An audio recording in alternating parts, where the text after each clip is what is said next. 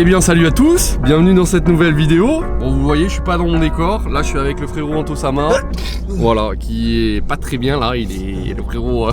On va direction Japan Expo parce qu'on est à Paris, on va juste kiffer la journée et puis je vais vous partager ça en vidéo. Donc écoutez c'est parti.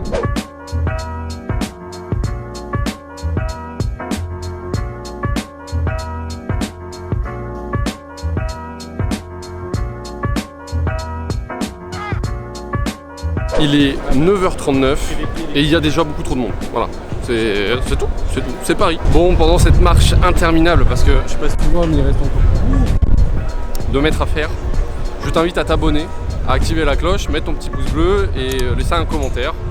Voilà, tout simplement, c'est tout. Autre chose à dire? Non, faites tout ce qu'il a dit. Voilà. Ça y est, on y est après je sais pas combien d'heures de minutes de queue, au moins 20 minutes, on arrive à la Japan.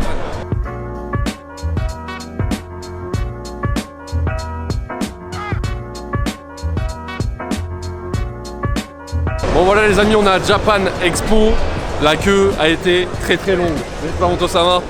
Wow, j'ai perdu une côte. Bon, j'espère que vous m'entendez bien parce que là le son est à fond. Par contre, gros point positif, cette année la Japan est climatisée et ça fait un bien fou. C'est incroyable. Hein. En plus, il n'y a pas trop de monde, j'ai l'impression. Ouais. Ça va. C'est cool, c'est cool.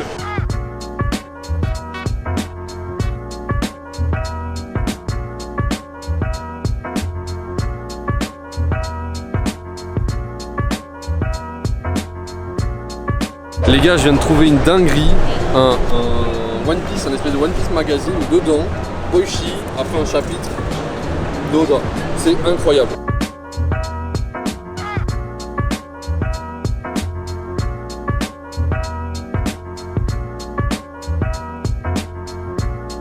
Faites comme vous voulez Glénat, mais je veux une édition de One Piece dessinée par Boichi, c'est tout, c'est tout. Là on arrive dans la partie là où il y a toutes les maisons d'édition, donc il y a du Panini, du Kana, du Kurokawa, du Pika, on va peut-être croiser du monde. Il y a un stand Naruto là juste derrière moi là. Vous voyez avec le Kyuubi, il est incroyable. Je suis fan de Naruto, le stand est incroyable.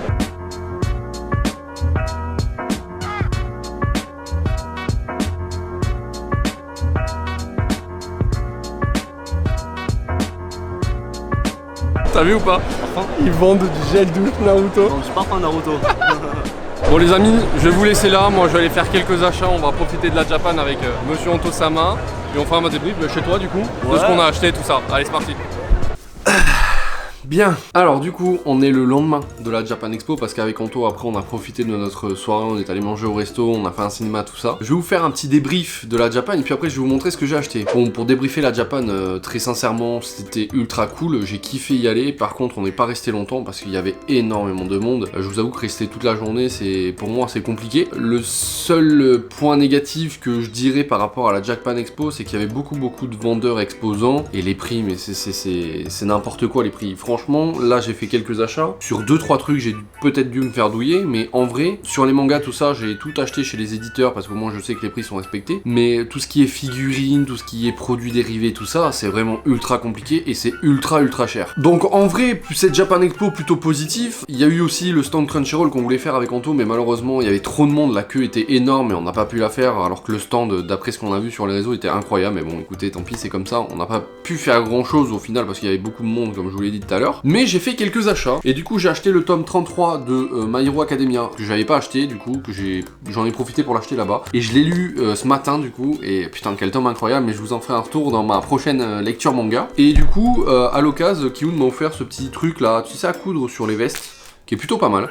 Donc c'est le logo du Way en fait, tout simplement. Donc c'est plutôt cool. Bien ensuite, on est allé au stand Panini et ils font une grosse mise en avant de Demon Slayer, forcément c'est leur titre phare. Et du coup j'en ai profité pour acheter le artbook de Demon Slayer, le manga et pas l'animé. Vous connaissez mon amour pour les artbooks et celui-là est juste incroyable. Je vais vous montrer une planche. Regardez, par exemple ceux-là là, ils sont juste incroyables. Moi je suis très fan des artbooks pour ça et du coup ça a été l'occasion. En plus c'était pas très cher, c'est vendu 20 € par rapport aux autres artbooks qu'on a eu par rapport à Naruto ou One Piece, qui certains étaient vendus beaucoup plus cher. Je trouve que voilà, Panini c'est pas mal débrouillé avec cet artbook là, surtout que la page est un peu rigide, c'est un toucher assez particulier. Et les pages sont glacées avec un papier de qualité, donc franchement top. Bon, du coup, à la Japan Expo, il y avait des vendeurs qui vendaient des produits importés du Japon. J'ai trouvé ceci, le One Piece Magazine numéro 14. Mais c'est surtout qu'à l'intérieur, je vais te montrer, il y a un chapitre qui a été dessiné par Boichi, comme tu peux le voir, qui est juste incroyable. J'adore le dessin de Boichi et franchement, j'ai trop envie de voir le manga en entier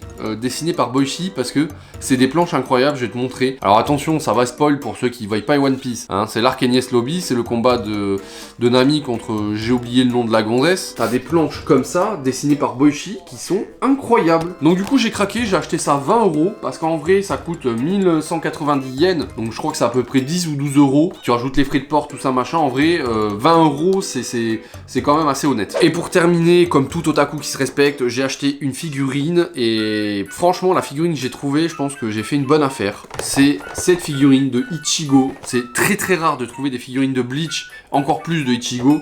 Généralement elles sont du 200-300 €. Et là, je sais plus quel stand c'était, je crois que c'était Shinsekai ou un truc comme ça. Ils vendaient cette figurine de Bleach 30 €. Donc en vrai c'est plutôt cool. Donc c'est Ichigo en Bankai, tu vois, dans cette position. Je vous ferai une vidéo déballage de figurines dans une autre vidéo si ça vous intéresse, n'hésitez pas à me le dire dans les commentaires. Mais en tout cas voilà, cette figurine de Bleach est plutôt qualitative.